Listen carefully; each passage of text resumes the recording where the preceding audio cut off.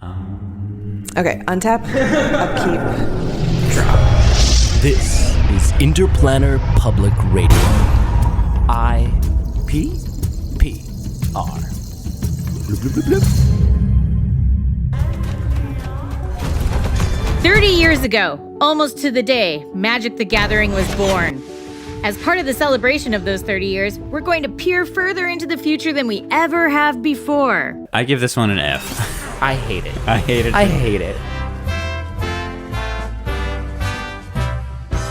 This is All Cards Considered. I'm Jesse Buten. I'm Dylan Cassidy, and we try to take a look at Magic through the lens of limited formats and play. Yeah, exactly. But we invariably talk about all the other fun stuff, and we're taking a long view at the next 3 years of Magic, including a lot more news about Universes Beyond, and we're going to kind of tie that in with maybe some final thoughts on Lord of the Rings and our first full Universes Beyond set.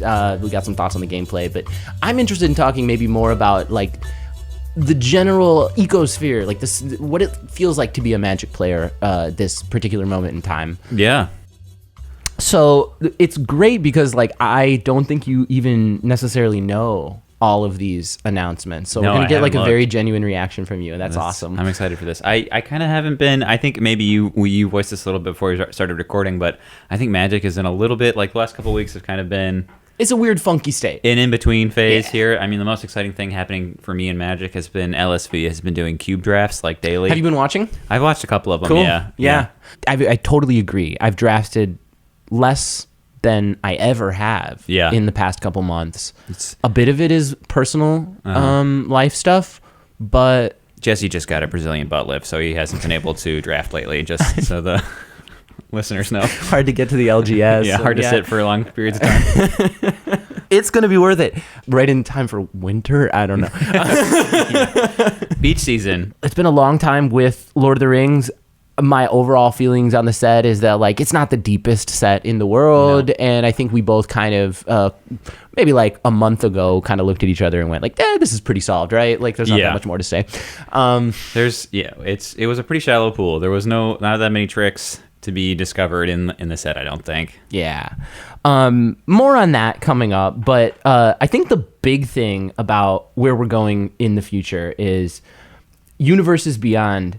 Boy, they talked about like 19 sets or something like that. There is a lot of Universes Beyond coming. So the quick rundown, and then we can kind of talk about each of these things a little bit. Can I guess some before we get to that point? I think that'll be fun. Yeah. Okay. Go for it. Is there Harry Potter? No, but we are going to be going back to the plane of Strixhaven, which is... I don't know if they'll ever do Harry Potter just because Strixhaven is so clearly their version of that. As I thought about it, I also thought, I guess Disney kind of is like somewhere in the pipeline to that. That's true. And so Harry Potter I could see Harry Potter in Lorcana. Yeah. Oh, we're going to have to start dividing properties. It's literally like a war right now. Like, are we going to get like a McDonald's? I wouldn't be surprised. McDonald's or fast food Happy Universes Meal kind of thing. I would. Hamburglar he's got Skulk. He's a 3/2 blue black creature. Again, 1,000% yes for Lorcana. Yeah, like there is going to be a Lorcana Happy Meal. Like get your first pack and a figure. Yeah, but why not? That's perfect. Wow. I think you're going to be surprised actually. Okay. I think you might be. I was when I heard them. I went like, what are you? I don't want to give away my reaction, but I'm just kind of going through like a Rolodex of fantasy. Like The Witcher is like would be something that would make sense. That's the closest guess so far. Witcher is like the vibes they're going Wheel of for. Time is like still kind of in the zeitgeist. Too Christian. Oh well, is there a biblical set coming? Is that the universe that we're waiting for? They did Arabian Nights? Oh yeah, that was a cool idea actually. And we're going back to Eldraine, of course, which is their fairy tale set. So I could see stuff like that. Even some of the original sets that they announced are flavor-wise way out there. Okay. Like the kinds of stuff that like you might not guess that either. Okay, I'm ready for it. You ready for it? Okay. Yeah, let's see what we got. So we are getting an Assassin's Creed mini set. Boy, I Covering- love marketing.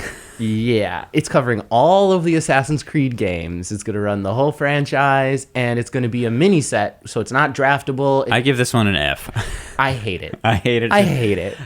I couldn't name a single character besides Assassin. Ezio, I think. Yeah, like why Yeah. is I don't know. I worked at GameStop when it came out, and that's the only reason I know that. Like, I played the first Assassin's Creed, and it was like pretty okay, and all of those games have been.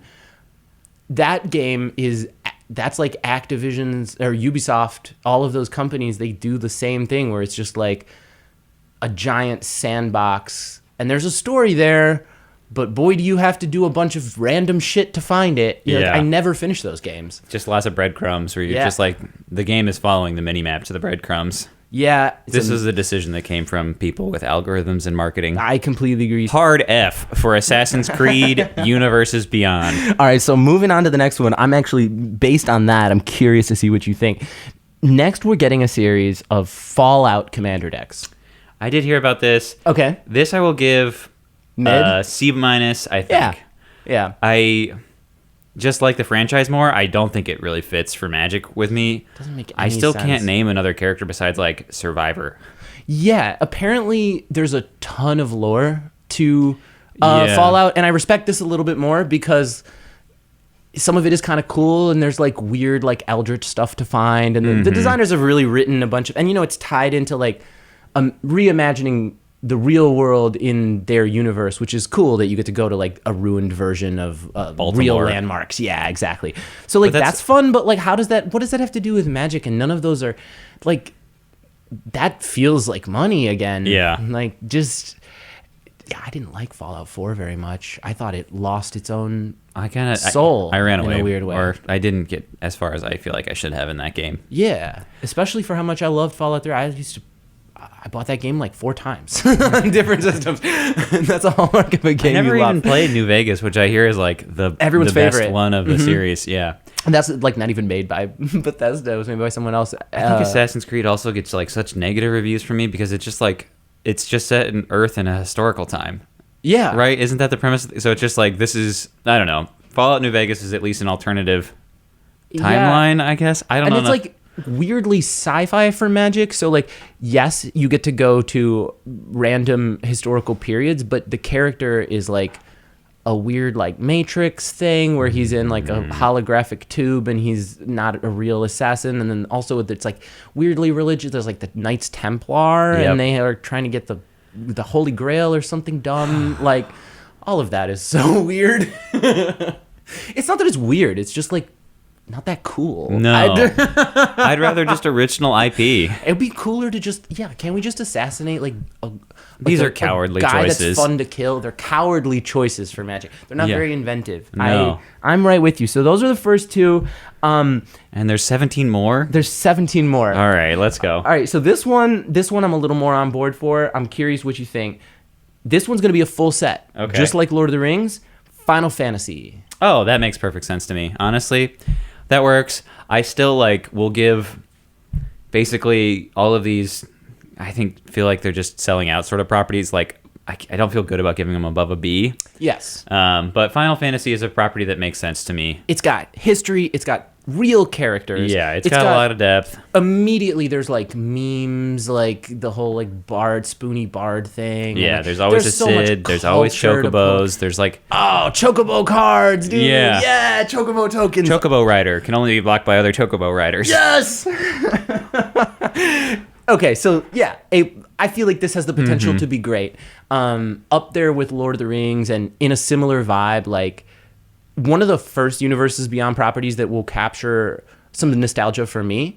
I really hope that they do like pixel art lands. Like Oh, that yeah. would be cool because it's going to cover all of Final Fantasy's history. So all the NES games Yeah. all the way up to the modern day. I really hope that at least some of the art is inspired by the original like Final Fantasy concept art. Have you ever seen like the old school concept art for Final Fantasy? I don't think I have. It's jaw-dropping, dude. Okay. It's so amazing. It's all this like hand-painted, like beautiful. watercolor stuff. Final Fantasy and Warhammer are 2 franchises that have like actual artists. History and, You know how people like sometimes are like, well, what if like the modern Einstein is like working at McDonald's? Like both of these properties are like game companies that had real artists just on their payroll busting out insane like John Blanche's art is beautiful and inventive and explains why there's so much weird stuff. Same thing with like Final Fantasy has a very unique, almost effeminate Are we going to get style. a Studio Ghibli set? I'd be down for that. I think that'd be pretty sweet. That would be so good. Just a whole plane that's like Japanese fairy tales. Yeah. Not even like ninjas and all that corny shit. No, get rid of that. We want Kamigawa, but Enough it's of like that Mountain Dew style. Monster I want Energy artsy- drinking. So the point being, all of the Final Fantasy stuff, there's like pages and tomes of this style artwork. I would love a Final Fantasy set that has like takes its design cues from. Yeah, I'm It's interested not to see anime, how they right? print It's it. like real paintings. Yeah. And he's really well known. Like tons of people, you know, they've done art books and stuff like that. Yeah. So I think it'd be a miss if they didn't. They'll probably have you know what? That'll probably be the like alt art. Yeah. For all the characters, Makes they'll have sense. it in the like. Okay, so that's 3. So that's 3. The next one, and probably the last one that's worth mentioning for Universes Beyond for now, is we're getting Jurassic Park Commander decks. That sucks. Kind of, That sounds like it's just going to be a reskin of cards that are already printed. yeah, like a bunch of dinosaurs. Like I could imagine them being creative. I don't want to count them out before they've made anything, but it's just like nothing about the idea is exciting, and it's like I think it diminishes the quality. I'm just thinking about a Chris Pratt Magic card. Oh, And I have nothing against Chris Pratt. I don't want him on a Magic card. I don't want Jeff Goldblum on a Magic card. I wish I could name another person that's in those movies. I fully agree. And the problem is that they did that with the Dungeons and Dragons. For the Yeah. Dungeons and Dragons movie, they did the secret lair that has the actors on them, and it looks so weird. It's like Every the single Fairy one of them Mastermind is terrible. like so weird looking because Yeah. it's based on a real person's And head. at least that's like funny weird because it's like cool. It's a part of Magic's history. He's a Yeah. guy. He's like a real person. He on a earned card. that, and like in the world. Yeah. Yeah, no. This whole like famous celebrities playing fictional characters, but it looks like the character. I think a few rules that I would give Wizards that's going to go a really long way. Draw from the success of Lord of the Rings, reimagine that universe. As much as you have the right to do that, and some of these properties are not going to let them do a Magic version of it's going to be like but don't do screen captures from like Assassin's Creed. If you have video game like Assassin's 3D Creed is so polygon bad. or like Final Fantasy like battle scenes or something like on the card, you could do that one time for one card as a special thing, as a joke. But like the cards need to still be Magic cards, and they need to have the same level of art. I don't think that you can, if you're thinking of this as like, sweet, we can basically pay a bunch of cost up front for property and then get all the art assets, get all of the like lore, all of the background information that we normally have to generate ourselves. That is not going to work. Yeah. And more importantly, I don't know how long people are going to want to pay premium for Magic cards just to have like, do Jurassic Park dinosaurs really deserve the extra $6 a pack? I that will this shit just starts to cost. Also, to keep things consistent here, Jurassic Yeah. Park will get a solid F from me. Excellent. All right, so you're harsh on Jurassic Park. I think it's fair. The other thing they just talked about with Universes Beyond, I think is relevant, is that they're like each property kind of demands a different approach. So some properties fit best in the Commander format. We kind of see that with like the Fallout thing or Warhammer. Self-contained, let it be its own thing. It's not part of Magic forever.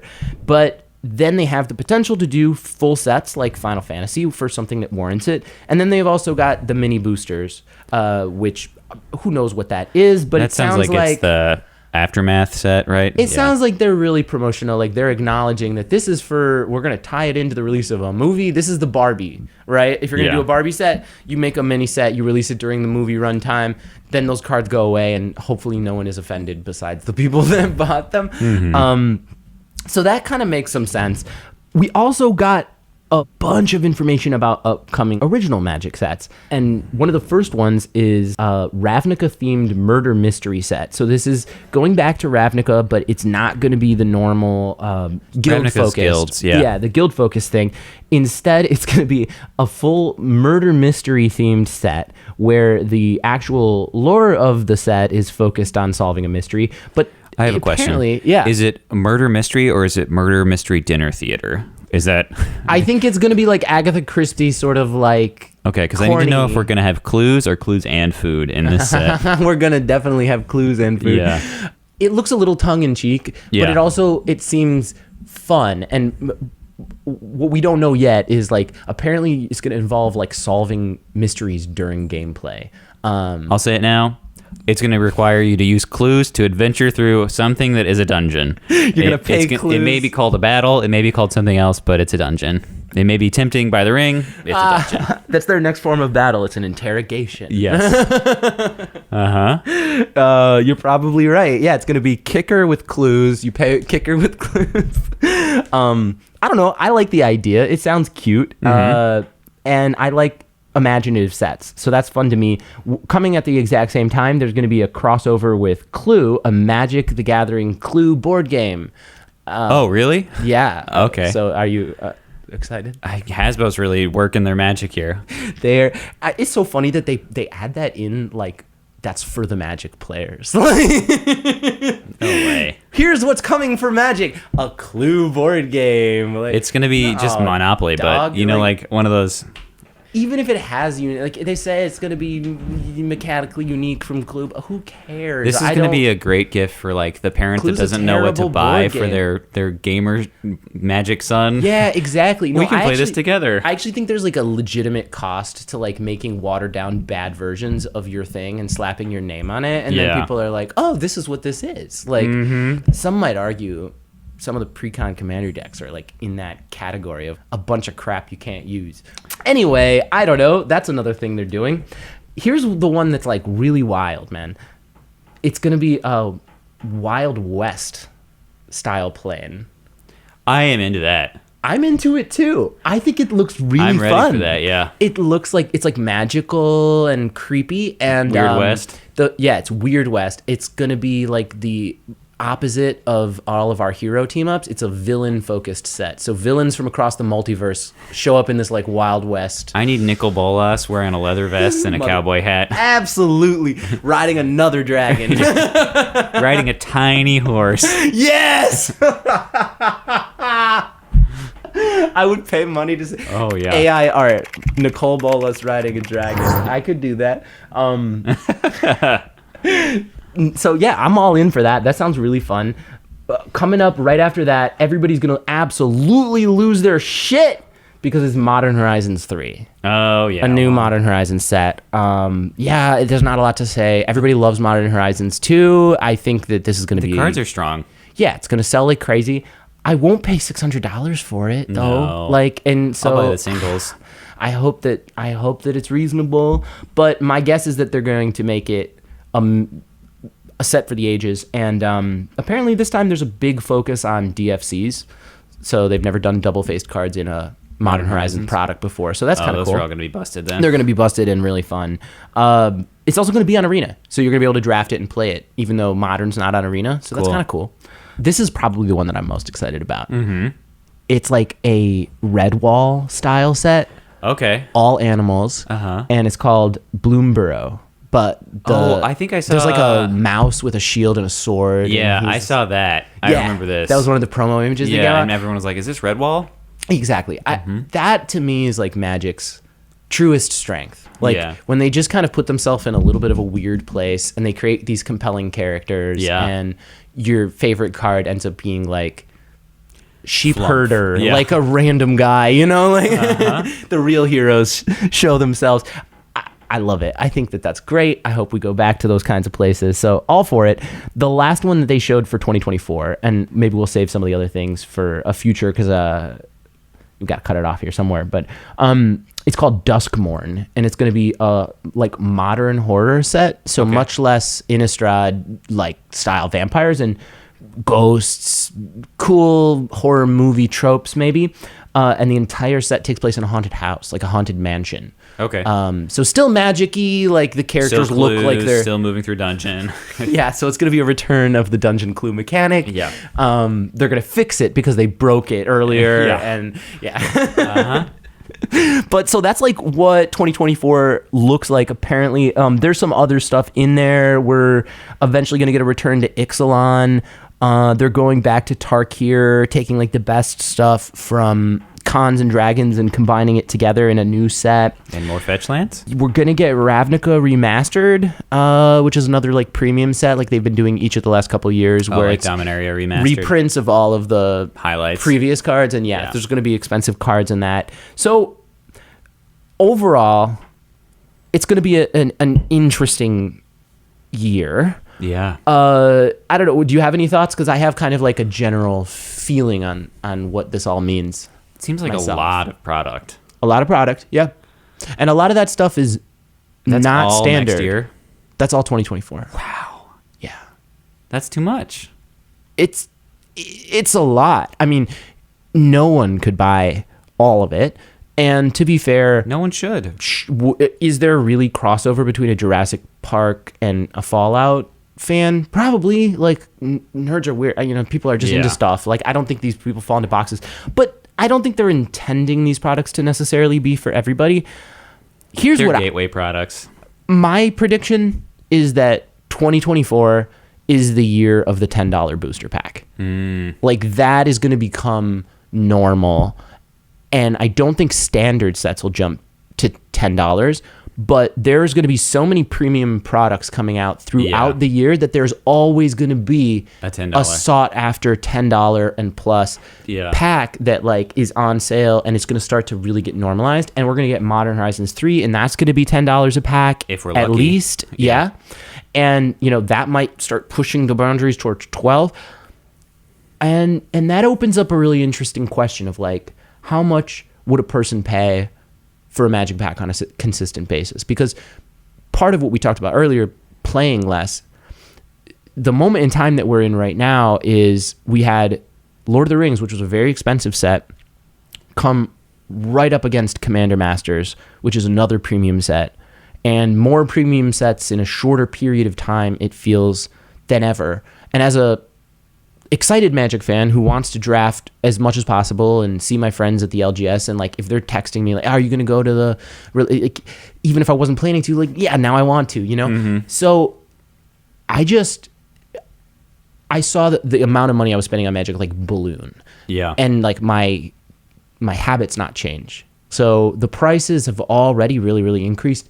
And it's sad because it makes Magic a thing where instead of immediately like twice a week, like I'm happy to do that unless something else comes up and I know I'll see my friends, and the community aspect is actually what suffers, because it's not like I didn't draft at all. I just drafted on Arena and like had my gems roll over, got my 4 wins to do another, and I didn't like that. I also felt more disconnected from my LGS than ever because Lord of the Rings was online, but they weren't drafting it at the LGS because like at first it wasn't available, and then it didn't look like there was going to be any more, and then they got more, and then I just think people didn't want to pay $30 a time, like especially for the regular drafters. So yeah, it's going to be an interesting, like, I think that 2024 might be a year where my habits around Magic change, and that's kind of sad. Like I talked about it with another Sarah, our friend. She's the untap upkeep draw at the beginning of the podcast, and we both were like, yeah man, like I just can't afford to go as much, and that sucks. So hopefully we'll see some cheaper sets. I mean, I'm waiting to see what the price points are going to be for Eldraine, yeah. And I mean, okay, look, so here's the thing, we just have to be fair. There's a standard set right now. Mom is still draftable, but Mom has now been out for almost half a year, right? Like 5 months, more than that, I think. Yeah, I don't because know. it was out for like, if anyone knows, it's 4 impossible months, for us to figure and it out. then Just post it in Lord of the comments. Rings. Yeah, we definitely cannot figure. There's no way.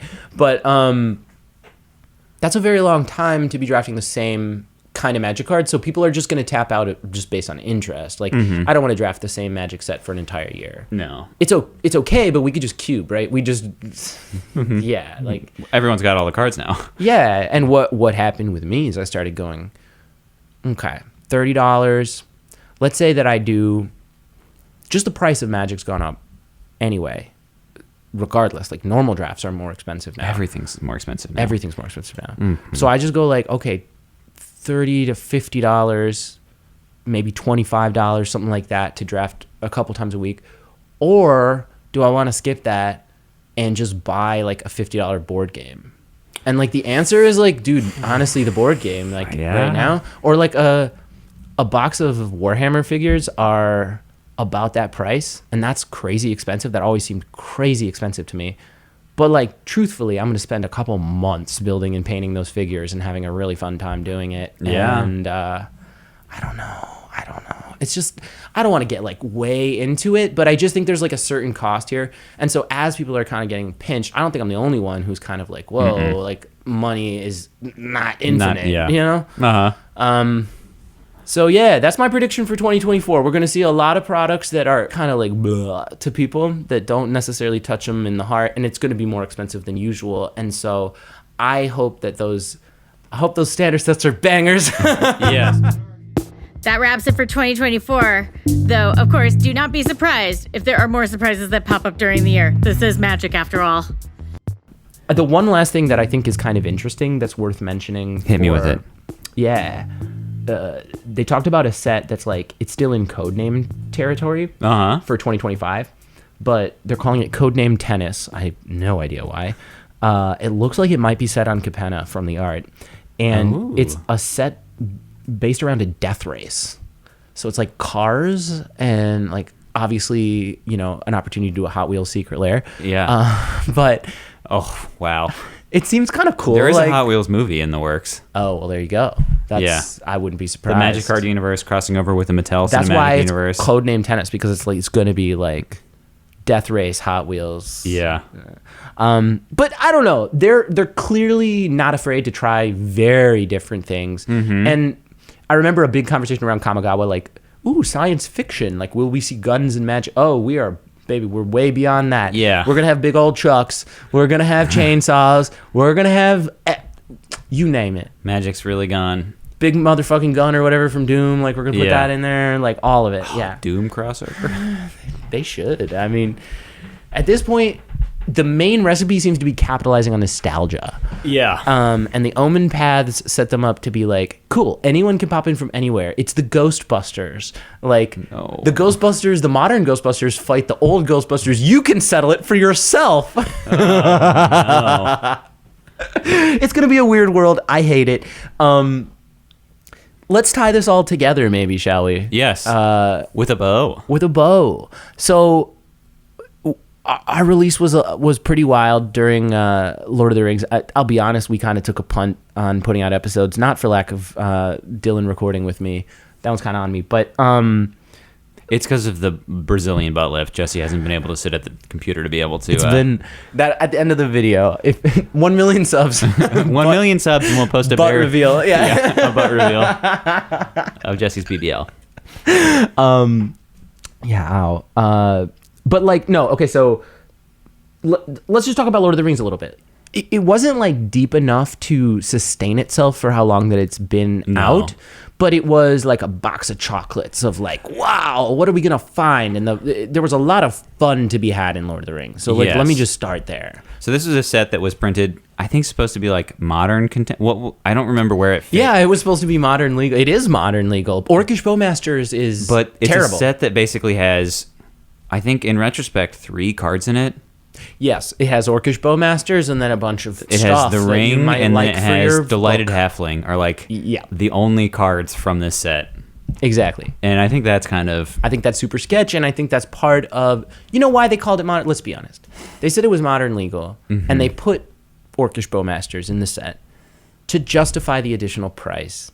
Yeah. Because it's Universes Beyond. Like, they've said that the part of why this costs more is the licensing fees. Yeah. And that has to be part of the discussion here.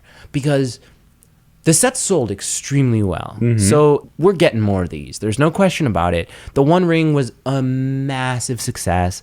And the problem I guess I have with that is like, if it costs them a lot for the licensing fees, that means the sets need to stick around for a long time. Yeah. But they also need to be accessible to new people because that's the whole point. Yeah. And so like that's not my favorite. If it's going to be like longer windows of release with lesser complexity of gameplay. That being said, I think the real discussion that it like brings up for me that I kind of want to talk about is like the value of it. We've already given Fs to a couple of the like Universes Beyond properties coming up, but like how much does the Universes Beyond thing matter to you? And what does it kind of take for it to be worth like $10? I think both of us were okay with paying a little extra for Lord of the Rings. Yeah. But no, not drafting it regularly. Like it does kind of mess with what I want from I think I did one draft of Lord of the Rings. And I will not see myself doing that for Fallout, for Jurassic Park. What was... I'm not going to even buy any of those products. No. I mean, I'll probably come out for a Final Fantasy Standard set whenever that comes out. 100%. I don't think I'm going to buy a box like I'm I did interested for in Lord that. of the Rings. Or whatever the other one is. It just doesn't do it for me. But Yeah. I think that they are not... They're supposed to be things... I'm imagining the conversation at Wizards is like, what can we make that our player base will stomach that is appealing to new players? Yeah. It was weird. I was like laying in bed when I saw the announcement. This sounds strange. When I saw the announcement of the Fallout thing, and it was like my phone gave me You're a a hospital bed, right? Recovering? from the BBL. Yeah. So I was like in a haze. It was a really strange, weird to like wake up and the first thing that I see is like Fallout Commander decks, Oh, and boy. I'm like, but I actually groaned because they were like 19 new sets, and then when they said Fallout, Assassin's Creed, Final Fantasy, like Jurassic Park, I was like, oh boy, the gates have really flown open, and they're starting off with some D-listers. Like, Yeah. this is not, if you're starting a streaming service, like, you are signing some old ass shows, you know what I mean? Like, Yeah. I don't know, like, who is bubbling for Assassin's Creed? It's just so strange. So It feels tired to me. what I think the big win is getting Final Fantasy, because everybody expects Final Fantasy and Lorcana because of Kingdom Hearts and the like correlation yeah. of Disney and Final Fantasy. So kind of locking that down, that's going to be kind of big. And I said it as we were talking, but I do think there's a little bit of like a war for the properties, Oh, perhaps going on behind the scenes. So like, We're all working come for on, having one Magic. company that owns everything. I don't even understand why wouldn't they do like League of Legends or something that's like actually popular, Wow, or League- Diablo, or Yeah. like I don't even love Diablo, but people do. I mean, I would probably go in on a Warcraft set. Would you?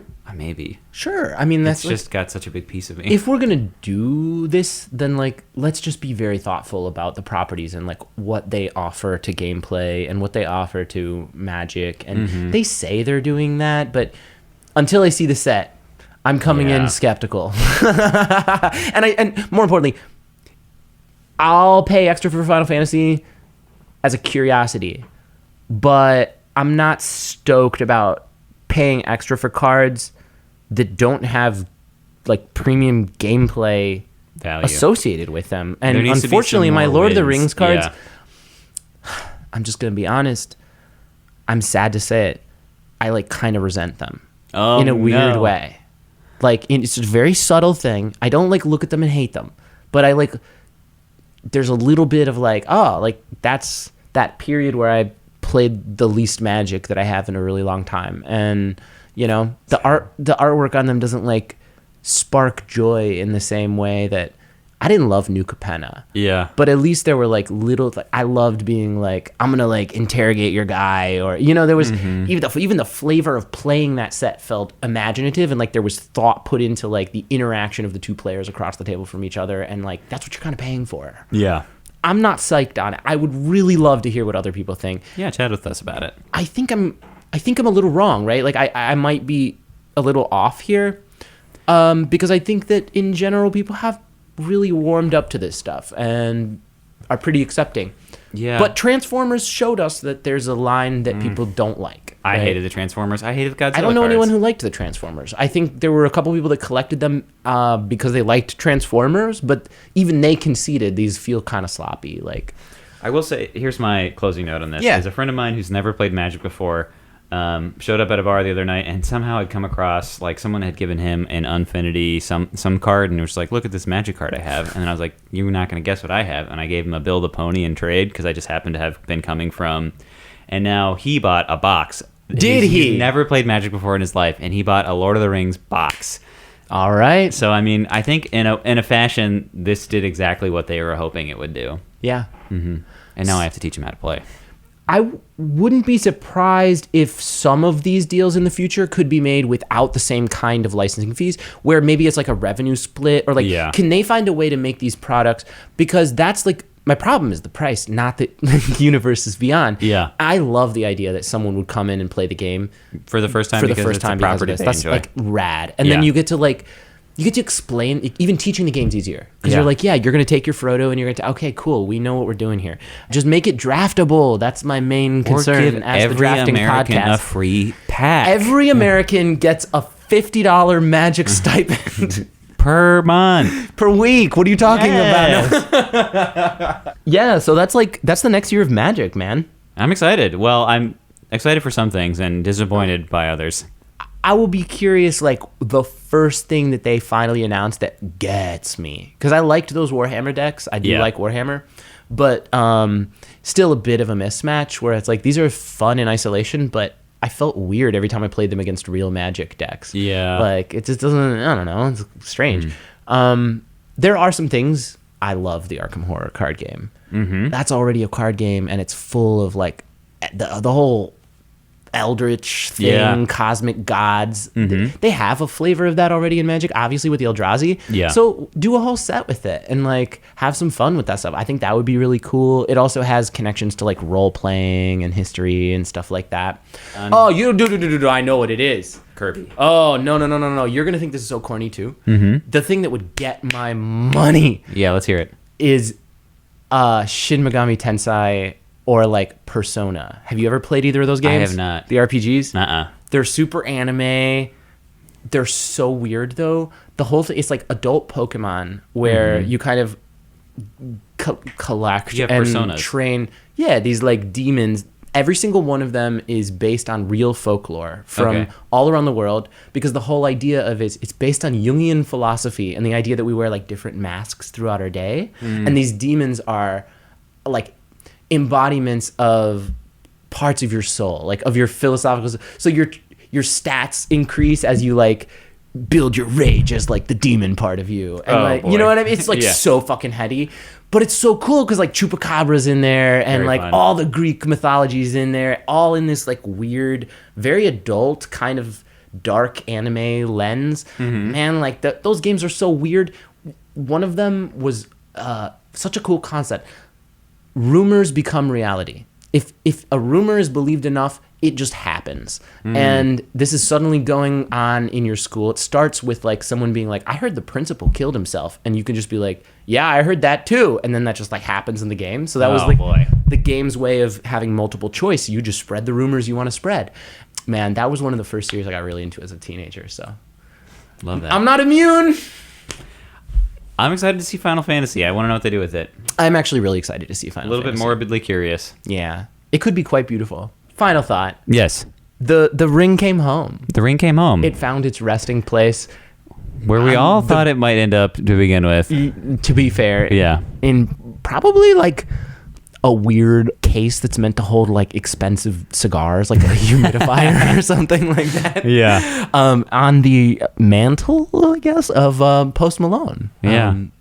Probably Magic's most famous player. Yeah. Let's be honest. You said that. I think you're right. At least, like, I'm trying to delineate this from professional players who are right. Like leagues less important and famous than Post Malone. Right. No, he's definitely like the biggest ambassador Magic's ever had. Yes, there we go. Like it's weirdly kind of fitting. I think Post, I don't know the guy that, like, obviously I don't know that much about his personal life, but he's always come across as like a happy-go-lucky kind of guy. Yeah. So when I found out he played Magic and then he showed up on some of the like YouTube shows and stuff, I was like, you know what? That's kind of cool. Like, good on you, bud. It seems like you genuinely like this thing. He showed up to an LGS he was doing a concert in Chicago. Yeah, he came to our LGS. Yeah, and he just like showed up, and apparently he played Commander with a group of people, including a couple of friends of ours, and then he gave everybody tickets to his concert that night, and they all just like went and watched Post Malone at the concert. So like he sounds awesome. I He mean, seems like a good guy. I don't hate that he got the ring. Yeah. Like, He paid for it, like $2 million. What are your thoughts on that whole thing? Just like really in it should have general. been me. That's my It thoughts. should have been you? It should have been me. It should have Fair been enough. me. I do think it's kind of cool. It is they printed $2 million. Mm-hmm. Like that guy's life was changed. Some Yeah. dude in Toronto who like walked into a card shop and opened the ring and sold it to Post Malone and is probably friends with Post Malone. It sounds like they've talked. Yeah, I mean, they're probably at least Discord friends now. Probably. Uh-huh. What a wild world. I don't know if they can do it again. So we might have witnessed something like kind of special. I think so. I don't Yeah. think there's another... I mean, there's not been a one of off No. anything else item, MacGuffin, and most other narratives that are as well known. Yeah. The last thing I'll mention it. It was funny. I saw Post Malone was on like Joe Rogan's podcast. I don't watch his show, but I saw the clip, and they kind of were talking about buying the card, and Joe Rogan is just utterly perplexed by this concept, right? Yeah. Like $2 million. What kind of market is there for $2 million card? What about that cool card you just bought? Oh yeah, fuck, man. What'd you buy? You bought some wacky card, right? I bought a crazy card. Probably the dumbest thing.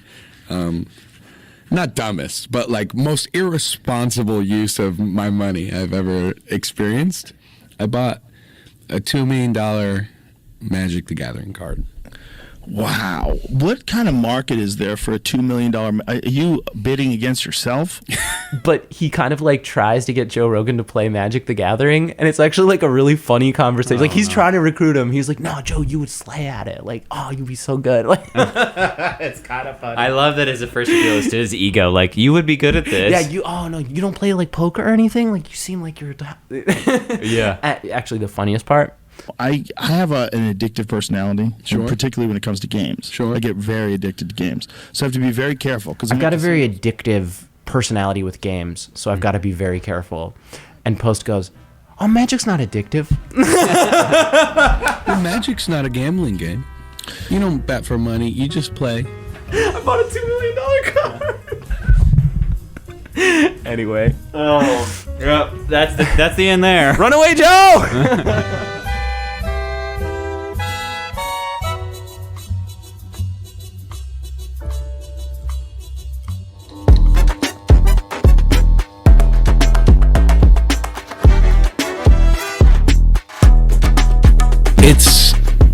It's an amazing experience. Okay.